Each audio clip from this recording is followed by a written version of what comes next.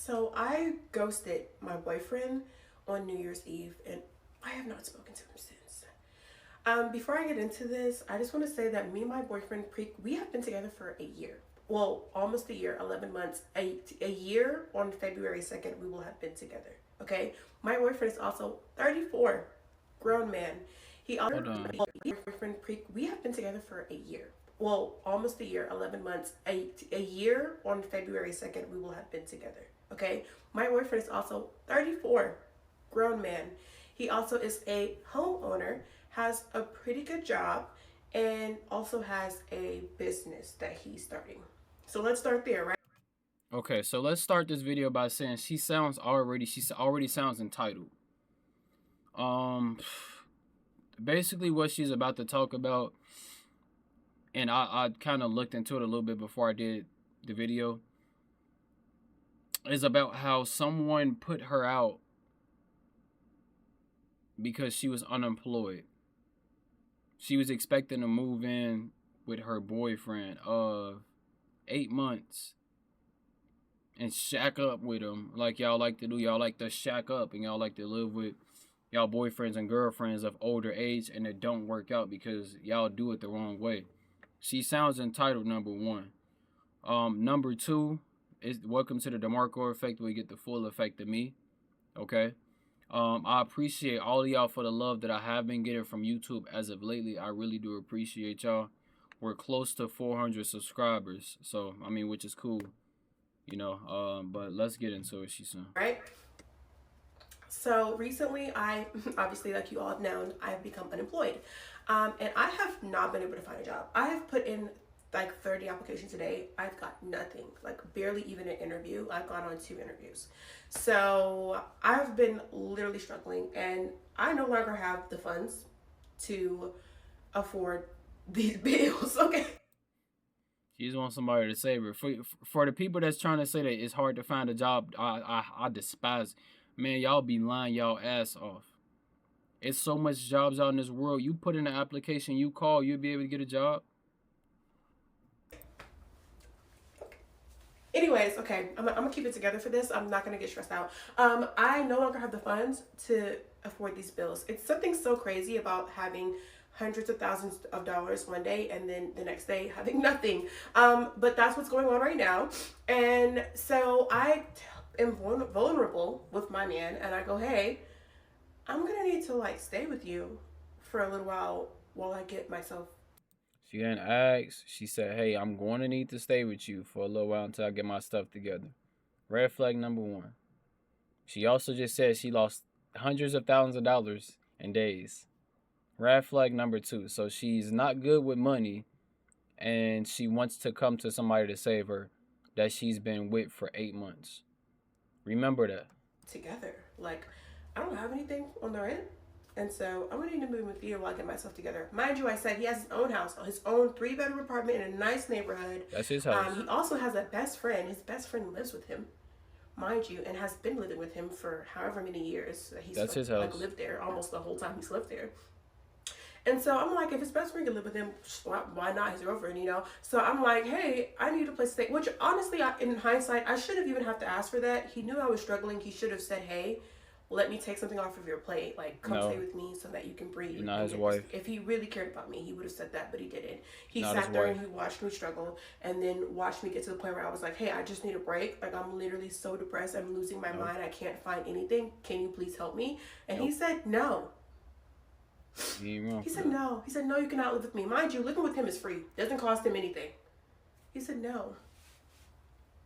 I can't live with him.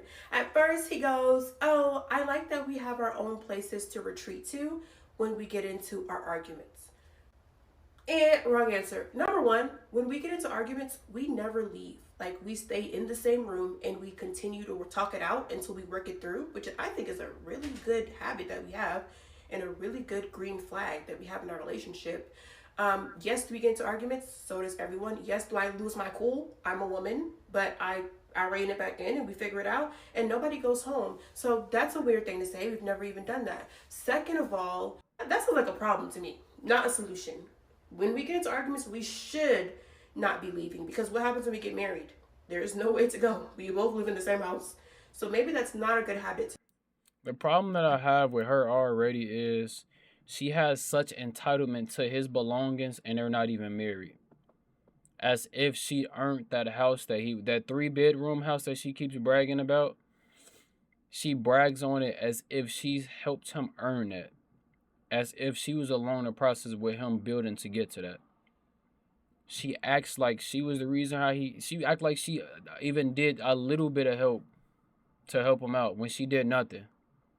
So the fact that she says I shouldn't even have to ask you, can I stay with you when you seen that I was struggling because you want to take something off of my plate is false and is wrong. And she's wrong for that. But this is what men are dealing with now, right? And it's even worse because now, look, think about it from his perspective of a guy that don't have it. A guy that don't have what he has, right? A guy that don't has his own money, right? There's some people that find a girlfriend real quick and they move in with them. They both move in together because they have to shack up because they both ain't got the finances and everything, and they're both not financially responsible. So what they do is they move in together, and what happens is it turns out real bad at the end because somebody's gonna want to leave. The part of the thing that's very bad and pushed on top of society is boyfriend and girlfriend moving in together, and there really should never be a case that happens unless you guys are getting married or you guys have already married, then y'all should move in with each other. The problem is when stuff like this happens, they think they're entitled to your belongings when she's not. Okay? Even with your boyfriend, he's not entitled to what you have, you're not entitled to what he has. Okay? Get married and that's when y'all actually can be one. But don't try to be one when y'all are two. Don't have one foot in and then one foot out. Okay? Don't want the benefits of something without doing it. Okay? To That's what start. she's doing. Being that we have not started yet, maybe let's not start that now. On our very first date, I She told him seems like that a I problem. wanted to be engaged within a year. I said, after a year, I want to be engaged. He said that's plenty of enough time for someone to know whether or not they want to get married or not. This is what he said. We have talked about it, I shit you not, probably 10 times throughout this year. And never once did he say, I don't think this is going well enough for that to be a realistic goal anymore. Never once did he say, hey, like, let's pump the brakes. I don't think that we're doing that well for it to get to that. So I'm thinking we're doing well. We're on schedule. After a year or a year and a half, we'll probably get engaged. Then he goes, I don't think I want to live with someone again until I'm married to them, which is some new boundary that he literally just made up because he's never said that the whole time we've been together. And I go, maybe it's not a good idea that you live with someone after you already got married to them, because what if you guys are not compatible to live together and you don't know that until after you're already married? Then what? That's really dumb, actually. And so I'm like, okay, that's a completely new thing, but granted, it's been a year. We set our goal for a year. Are we going to get married? And he goes, no, that was your goal. Since when was this my goal? It was my goal, but like, I thought we were in agreement because you never said that we weren't in agreement. Clearly, I made all this up in my head, and this was never a goal. I just thought it was a goal because I continuously talked about it, and he never said that it was unrealistic. As a matter of fact, he said the quite opposite, that it was a realistic goal to have, and never once, as we neared to the end of that year, did he ever say, hey, I don't think we're close to. Okay, I want to skip it and get to the point to what she's talking about when she got put out because she's just blabbering. All right.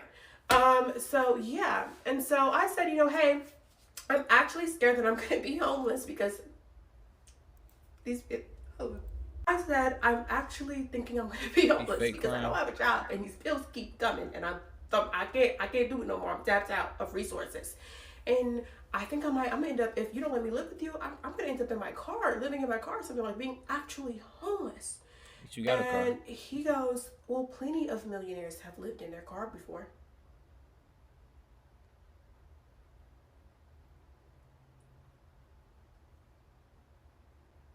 What the fuck? Mad at that.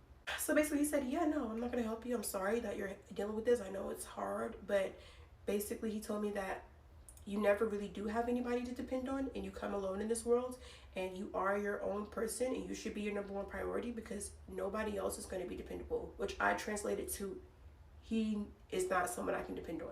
Why would I ever marry someone that I can't depend on? I'm a dependable person. I've had friends that I've let stay with me. Okay. All right. So enough of that. I'm gonna just summarize basically why she saved him. She saved him. I'm gonna tell you why. So this girl was irresponsible with money. She got to a point to where she couldn't afford none of her bills, so she couldn't pay shit. So she resulted into wanting to live with him and be entitled to what he has, right? Now, she says that, oh, I can see that this is somebody that I wouldn't want to marry because I wouldn't be able to depend on them, right? After, as an adult, you want to come together with somebody, like, and they say y'all have to be equally yoked, right? So y'all have to have y'all stuff together. If one doesn't have their stuff together and one does, the other person is just saving the other person from themselves. Eventually, what's going to happen is going to happen. Okay? With her, look at how she was when they were together, boyfriend and girlfriend, right? She's already entitled. So, like I said, God did that man a favor by saving him from you. Because we can't be ungrateful here. There's been times where when I was in Michigan, I slept in my car for a whole week.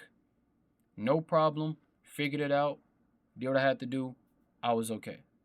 Okay? Just stay away from people like this.